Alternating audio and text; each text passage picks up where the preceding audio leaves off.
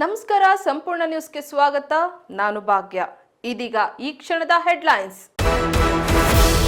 ರಾಜ್ಯದಲ್ಲಿ ಮತ್ತೊಂದು by election fix. Vinay Kulkarni ಶಾಸಕ ಸ್ಥಾನ ರದ್ದು.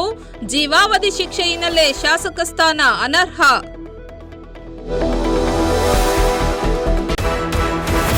ಶೃಂಗೇರಿಯಲ್ಲಿ ಗೆಲುವಿನ ಪತಾಕೆ ಹಾರಿಸಿದ ಕಾಂಗ್ರೆಸ್. ಅಂಚೆ ಮತಗಳ ಮರು ಎಣಿಕೆಯಲ್ಲಿ ರಾಜೇಗೌಡಗೆ ಜಯ.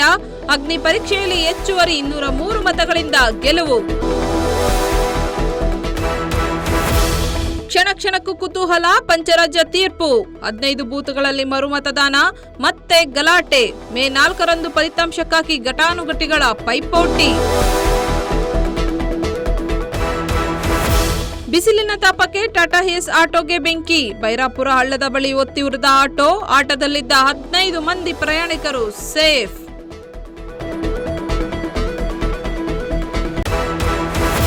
ಸಾರಾ ಗೋವಿಂದ್ ಹಿನ್ನೆಲೆ ಬೇರೆಯೇ ಇದೆ. ಡಾಕ್ಟರ್ ರಾಜ್ಕುಮಾರ್ ಹೆಸರು ಕೆಡಿಸುತ್ತಿದ್ದಾರೆ. ಸಾರಾ ಗೋವಿಂದ್ ವಿರುದ್ಧ ಚೇತನ್ ಅಹಿಂದ ವಾಗ್ದಾಳಿ.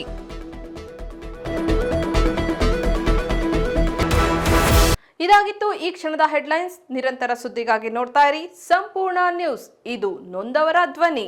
ಸಂಪೂರ್ಣ ನ್ಯೂಸ್, ಇದು ನೊಂದವರ ಧ್ವನಿ.